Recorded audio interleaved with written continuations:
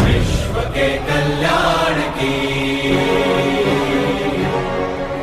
धर्म अधर्म आदि अनंत, सत्य असत्य कलेश कलंक, स्वार्थ की तथा परमार्थ की।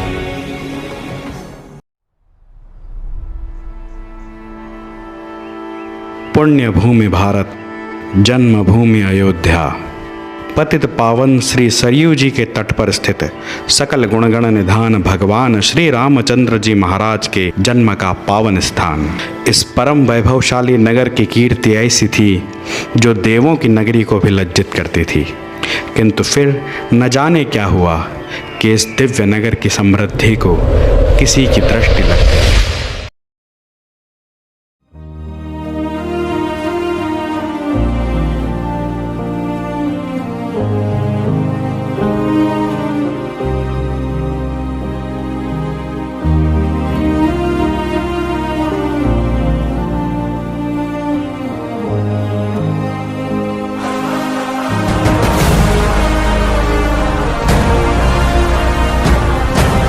यह वह समय था जब सारा भारत विदेशी आक्रांताओं के आक्रमणों से त्रस्त था। संपूर्ण उत्तर भारत मुस्लिम आतताइयों के बर्बर आतंक से त्राहि त्राहि कर रहा था। हमारे भारत की आर्थिक, धार्मिक और सामाजिक समृद्धि से उन्हें चिढ़ थी और इसे भी वे लोग अपने जैसा बर्बर कबीला बना देना चाहते थे।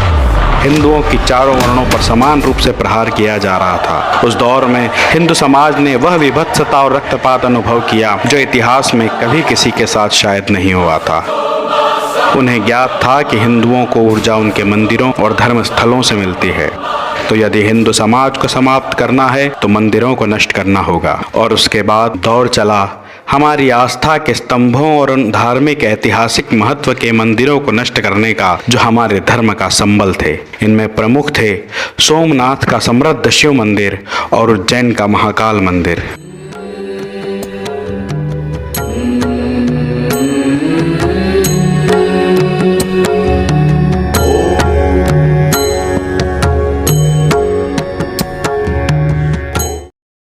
फिर वह दिन आया जब भारत के हिंदुओं की आस्था की रीढ़ श्री राम के जन्म स्थान पर निर्मित अयोध्या के भव्य श्री राम मंदिर को तोड़ दिया गया और विदेशी आक्रांता बाबर ने अयोध्या के श्री राम मंदिर का विध्वंस कर वहां पर सन 1527-28 में बाबरी मस्जिद का निर्माण करवाया। उन दिनों हिंदुओं का धर्मांतरण और धर्मांतरण न करने पर विभत्स कत्लेआम आम बात हो गई थी। हिंदुओं के सभी पंथों के मंदिरों के आचार्य अपने अपने भगवान के विग्रह व मूर्तियों को म्लेच्छों से बचाने के लिए यत्र तत्र छुपाकर सेवा कर रहे थे। विधर्म का विशाल काय अजगर सनातन को निगलने के लिए मुंह खोल कर खड़ा हुआ था। भारतीयों के करुण क्रंदन से धरती की छाती फट रही थी और आकाश रक्त से अश्रु बहा रहा था। ऐसे घनघोर अंधकार में जब कहीं कोई मार्ग नहीं सूझता था, तब केवल एक राम नाम का दीपक ही सनातन अवलंबियों के लिए सहारा बना हुआ था। श्री राम को मंदिरों में से तो निकाला जा सकता था, पर हिंदुओं के हृदय से नहीं। राम नाम की चिंगारी पूरे भारत में हिंदुओं के हृदय में सुलग रही थी। राम मंदिर के विघटन से ही इस चिंगारी ने भक्ति आंदोलन का विकराल रूप ले लिया। हिंदुओं के विभिन्न संप्रदायों के आचार्य श्रीमद रामानंदाचार्य, श्रीमद वल्लभाचार्य, श्रीमद चैतन्य महाप्रभु, श्रीमद मध्वाचार्य ऐसे अनेक आचार्यों ने भक्ति आंदोलन को संपूर्ण भारत में जन जन के हृदय में स्थापित कर दिया और घर घर में भगवान की सेवा प्रणाली और परंपराओं को स्थापित किया, जिससे प्रत्येक हिंदू हृदय में श्री राम और कृष्ण के प्रति श्रद्धा और भक्ति की धारा प्रस्फुटित हुई। इस भक्ति आंदोलन से संपूर्ण भारत में अनेक संत और महाकवियों का उदय हुआ, जिन्होंने अनेक धार्मिक ग्रंथ लिखे और लाखों भक्ति के पद, भजन और गीत लिखकर जन जन में भगवान की भक्ति को सुदृढ़ किया। 1527 में राम मंदिर के टूटने से जो भक्ति की लहर उत्पन्न हुई, उससे आने वाले 50 वर्षों के भीतर एक ऐसे अलौकिक दिव्य ग्रंथ का लेखन हुआ जो पिछले 500 वर्षों से हमारे मन में राम भक्ति को दृढ़ किए हुए है और संभवतया आने वाले लाखों वर्षों तक वह राम भक्ति का पर्याय बना रहेगा। श्री रामचरितमानस। समय बीतता रहा, पर राम मंदिर के टूटने की टीस हर हिंदू के मन में कसमसाती रही। विधर्मियों का शासन समाप्त होने की प्रतीक्षा में पीढ़ियों पर पीढ़ियां गुजरती चली गई। भव्य राम मंदिर का निर्माण का संघर्ष सदैव चलता रहा। अंग्रेजों ने विवाद को सुलझाने के लिए मुस्लिम समाज को मस्जिद के भीतर प्रार्थना करने की अनुमति दे दी और बाहरी भाग में हिंदुओं को पूजन अर्चन करने की अनुमति दी गई। सन 1885 में संत महंत रघुवर दास ने बाबरी मस्जिद के स्थान पर राम मंदिर निर्माण के लिए जिला कोर्ट में एक याचिका दायर की, जिसे कोर्ट ने ठुकरा दिया। वर्ष 1949 में एक दिन राम जन्मभूमि पर श्री राम लला की मूर्ति प्रकट हो गई, किंतु इस बात पर मुस्लिम पक्ष के द्वारा विवाद किया गया और हिंदू तथा मुस्लिम दोनों पक्ष ने कोर्ट में याचिका दायर की। इस पर कोर्ट ने श्री राम जन्मभूमि स्थल को विवादित करार देते हुए वहां पर ताला लगा दिया। विवाद निरंतर चलता रहा। कोर्ट में तारीख पर तारीख मिलती रही। लगभग 37 वर्ष और गुजर गए। फरवरी 1986 में जिला मजिस्ट्रेट के द्वारा हिंदुओं को प्रार्थना करने के लिए ताला खुलवा दिया गया, किंतु मुस्लिम पक्ष के द्वारा फिर इसका विरोध किया गया। जून 1990 विश्व हिंदू परिषद द्वारा मस्जिद से कुछ दूरी पर राम मंदिर बनाने का शिलान्यास कर दिया तथा कोर्ट में रामलला की ओर से भी एक मुकदमा दायर किया गया। कुछ समय पश्चात हिंदू संगठनों द्वारा अयोध्या में कार सेवा का आह्वान किया गया, जिसमें पूरे देश से कार सेवकों को अयोध्या जाकर मंदिर निर्माण हेतु कार सेवा करने के लिए कहा गया, जिसके लिए 30 अक्टूबर व 1 नवंबर 1990 का दिन निर्धारित किया गया। अयोध्या से बहुत दूर स्वामी रामसुख दास जी ने अपने 21 शिष्यों को कार सेवा में सम्मिलित होने के लिए निर्देश दिए, जिनमें 2 सगे भाई शरद कोठारी और राम कोठारी भी थे। उनके मस्तक पर हाथ रखकर स्वामी जी ने आशीर्वाद देते हुए कहा, तुम्हारी गाथा राम मंदिर निर्माण के यश के साथ सदैव गाई जाएगी। कार सेवा के इस आह्वान पर पूरे देश से लाखों कार सेवक अयोध्या की ओर कूच करने लगे। ट्रेनों में जगह नहीं थी, बसों में स्थान नहीं था, कोई पैदल तो कोई निजी वाहनों से सब अयोध्या की ओर बढ़ने लगे। उस समय अयोध्या में समाजवादी पार्टी की सरकार ने कार सेवकों को अयोध्या आने से रोकने के लिए पुख्ता प्रबंध कर लिए थे। सेना की टुकड़ियां, पुलिस के जवानों ने अयोध्या को छावनी में तब्दील कर दिया। ट्रेनों को पहले ही रोक दिया गया, बसों और अन्य वाहनों को भी अयोध्या में प्रवेश देने से रोक दिया गया। किंतु फिर भी लाखों की संख्या में कार सेवकों को रोकने के लिए पुलिस बल पर्याप्त नहीं था। ये कार सेवक खेतों में से भागते हुए, पानी में से चलते हुए, जंगलों के रास्ते से अयोध्या पहुंच ही गए। 30 अक्टूबर 1990 को पुलिस व सशस्त्र बलों द्वारा बाबरी मस्जिद के चारों ओर बैरिकेडिंग कर दी गई थी, जिससे कार सेवक बाबरी मस्जिद तक न पहुंच सकें। किंतु वहां पर कुछ बसें लाई गई थी जो कार सेवकों को गिरफ्तार कर बाहर तक छोड़ने के लिए रखी गई थी।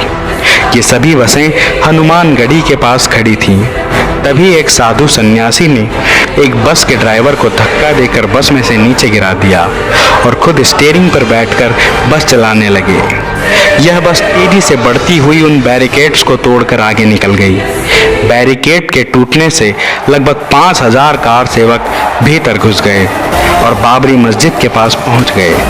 कुछ ऊपर चढ़ गए और बाबरी मस्जिद के गुंबद पर उन्होंने भगवा ध्वज लहरा दिया। इन कार सेवकों में शरद कोठारी और राम कोठारी दोनों भाई भी मौजूद थे। तभी पुलिस ने फायरिंग के आदेश दे दिए। जहां तहां फायरिंग होने लगी। वहां से भागते हुए पुलिस की एक गोली सीधे शरद कोठारी के सिर में जा लगी और उनका देह निष्प्राण होकर नीचे गिर गया। उन्हें देखकर पीछे से भागकर आते हुए उनके भाई राम कोठारी ने उनके शरीर को संभाला। पास में उनके मित्रों ने कहा कि यहाँ से शीघ्र निकलो, यहाँ ठहरना ठीक नहीं, लेकिन वह नहीं माने और अपने भाई के शरीर को अपने हाथों में लेकर बैठ गए। तभी एक और गोली चली और सीधे राम कोठारी के हृदय को छलनी करती हुई पार निकल गई। उन्होंने भी राम मंदिर के निर्माण के इस महायज्ञ में अपने प्राणों की आहुति दे दी। सबके कानों में बस वही शब्द गूंज रहे थे, तुम्हारी गाथा सदैव राम मंदिर के निर्माण के यश के साथ गाई जाएगी। उस दिन अयोध्या की गलियां रक्त से लाल हो गईं। सैकड़ों लाशों से पटी इन गलियों में से लाशें उठा कर पुलिस ने सरयू जी में बहा दी। उनके घर वाले प्रतीक्षा ही करते रहे कि हमारे परिजन राम काज में गए हैं तो वापस आएंगे, पर ना उनकी लाशें मिली और ना ही कभी वे अपने घर वापस लौटे। पल पल है भारी वो भी पिता है आई, मोहे बचाने आओ रघुराई, आओ रघुवीर आओ रघुपति राम आओ, मोरे मन के स्वामी मोरे श्री राम आओ, राम राम जपती हूँ सुन लो मेरे राम आओ, राम राम जपती हूँ सुन लो मेरे राम जी। बजे सत्य का डंका जले पाप की लंका, इस क्षण तुम आओ मुक्त कराओ, सुन ही लो अब मेरी दुहाई। पल पल है भारी वो विपता है आई, मोहे बचाने आओ रघुराई।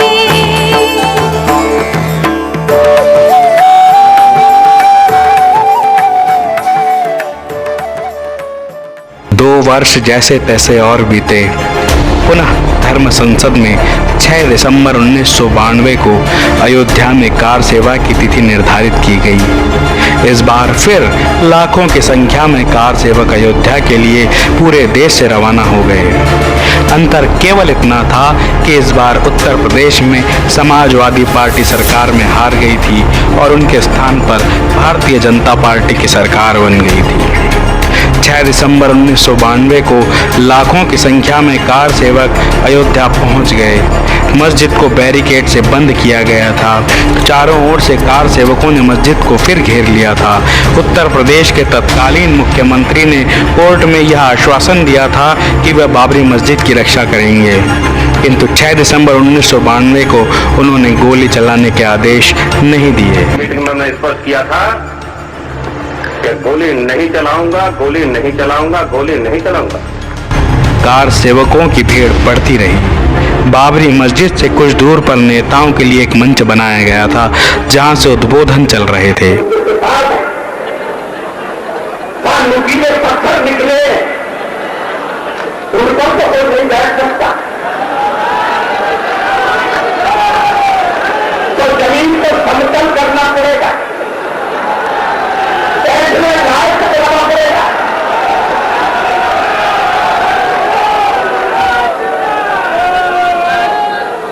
यज्ञ का आयोजन होगा। दोपहर के समय अचानक उस भीड़ में से निकलकर एक व्यक्ति बाबरी मस्जिद के गुंबद पर पहुंच गया और हथौड़े से उस पर प्रहार करने लगा। जब पहला प्रहार हुआ, उसे देख और भी कार सेवक उस ओर दौड़ गए। पुलिस को धक्का देकर वे मस्जिद पर चढ़ गए और उसे तोड़ना शुरू कर दिया। शाम तक कार सेवकों ने पूरा बाबरी मस्जिद का ढांचा ढा दिया और उसकी ईंटें अपने साथ अपने घरों को ले गए। वहां से अब बाबरी मस्जिद का नामो निशान मिट चुका था। 6 दिसंबर 1992 के दिन एक तंबू में अस्थायी मंदिर बनाकर श्री राम लला को वहां विराजित कर दिया गया। उसके बाद विश्व हिंदू परिषद ने 15 मार्च 2002 को राम मंदिर निर्माण करने की घोषणा कर दी। इस संबंध में अयोध्या में कार सेवकों की एक विशाल बैठक हुई। उस बैठक से लौट रहे कार सेवकों की रेल की बोगी को गोधरा स्टेशन पर आग लगा दी गई, जिसमें 58 कार सेवक बलिदान हो गए। वर्ष 2003 में पुरातत्व विभाग द्वारा अयोध्या में खुदाई की गई और मस्जिद के नीचे मंदिर से मिलते जुलते प्रमाण पाए जाने की पुष्टि की गई। तो हम अंदर जाके देखा तो ये मस्जिद का जो पिलर्स जितने भी थे, जिसके ऊपर ये मस्जिद खड़ा था, वो सब जो ना मंदिर के पिलर्स थे। तो सवाल ये आ जाते हैं, ये आप कैसे कहेंगे ये मंदिर का पिलर है, मस्जिद का पिलर है। जब दोबारा एक्सकर्शन किया हम लोगों को जो पहले 12 पिलर्स मिले थे, मोर देन 50 पिलर्स की जो बेसिस मिल गया नीचे से, more than 50 pillars and that in 17 रोज में, 17 रोज में पूरे की पूरा मिला। एंड देन एक इंस्क्रिप्शन, वो जो इंस्क्रिप्शन जो मिला था, वो जो मस्जिद तोड़ा तो उसी टाइम की ही, and that is in 20 lines का एक इंस्क्रिप्शन है। उसमें बहुत क्लियरली ये लिखा है, this temple is dedicated to that lord Vishnu who has killed 10-headed person। तो 10-headed person कौन है? रावण। राम मंदिर निर्माण के लिए सुप्रीम कोर्ट में सुनवाई निरंतर चलती रही। सन 2014 में केंद्र में भारतीय जनता पार्टी की सरकार आ गई। हिंदुओं के देश में हिंदुओं के परमेश्वर श्री राम लला को तंबू में देखकर राम भक्तों का हृदय भीतर तक रोता था। कोर्ट में सुनवाई चल रही थी। 6 अगस्त 2019 से सुप्रीम कोर्ट में राम मंदिर मामले पर रोज सुनवाई की गई। 9 नवंबर 2019 मुख्य न्यायाधीश रंजन गोगोई की अध्यक्षता में सुप्रीम कोर्ट ने पिछले फैसले को हटा दिया और हिंदू मंदिर के निर्माण के लिए भूमि को एक ट्रस्ट को सौंपने का आदेश दे दिया। साथ ही प्रधानमंत्री जी ने घोषणा की कि सरकार द्वारा अधिग्रहित 67 एकड़ जमीन भी ट्रस्ट को दी जाएगी। इस प्रकार राम जन्मभूमि ट्रस्ट का निर्माण किया गया और भव्याति भव्य और दिव्याति दिव्य राम मंदिर के निर्माण का कार्य प्रारंभ हो गया। 5 अगस्त 2020 को भारत के प्रधानमंत्री श्री नरेंद्र मोदी जी ने संघ प्रमुख श्री मोहन भागवत जी की उपस्थिति में राम मंदिर का भूमि पूजन किया। राम भक्तों की खुशी का ठिकाना न रहा। जगह जगह विभिन्न आयोजन किए गए, दीप मालिकाएं जलाई गई, दीपावली मनाई गई। अयोध्या में दीपावली को प्रतिवर्ष लाखों दिए जलाकर गिनीज बुक में रिकॉर्ड कायम किए गए और श्री राम राज्य जैसी दीपावली के चित्र प्रतिवर्ष उपस्थित होने लगे। धीरे धीरे मंदिर के निर्माण का कार्य अपने अंतिम चरण पर पहुंच रहा है और लाखों करोड़ों हिंदुओं की आस्था के केंद्र, पूरी सृष्टि के आध्यात्मिक ऊर्जा के केंद्र, अनंत कोटि ब्रह्मांड नायक राजाधिराज श्री रामचंद्र भगवान के विग्रह की प्राण प्रतिष्ठा उस भव्य मंदिर में दिनांक 22 जनवरी 2024 को होने जा रही है। 500 वर्षों की लंबी प्रतीक्षा का अंत आ गया। सैकड़ों प्राणों की आहुति वाले यज्ञ का फल आ गया। जब प्रभु श्री राम तंबू से निकलकर पुनः अपने मंदिर में प्रतिष्ठित होंगे, वह समय आ गया। भारत मात्र एक देह की भांति निर्जीव पड़ा था, अब उसमें राम रूपी प्राणों की प्रतिष्ठा होने जा रही है। अब श्री राम की प्राण प्रतिष्ठा होने जा रही है। आइए हम सब मिलकर सम्मिलित हों इस महा महोत्सव में, दीप मालाएं जलाएं, बंधनवार सजाएं, रंगोलियां बनाएं, पटाखे जलाएं और इस आनंद के रस में, इस सनातन के उत्सव में सराबोर होकर श्री राम के साथ एकाकार हो जाएं। जय जय श्री राम। राम बस भक्तों नहीं शत्रु की भी चिंतन में है। देख तज के पाप रावण, राम तेरे मन में है। राम तेरे मन में है, राम मेरे मन में है। राम तेरे मन में है, राम मेरे मन में है। I'm a proud Hindu and that's how I was raised. Ram हर आंगन में है। मन से रावण जो निकाले, राम उसके मन में है। जय सिया राम। मन से Ravan I'm actually incredibly excited about the future of India. I think India has more promise than any large country in the world. I am a fan of Modi, so. रा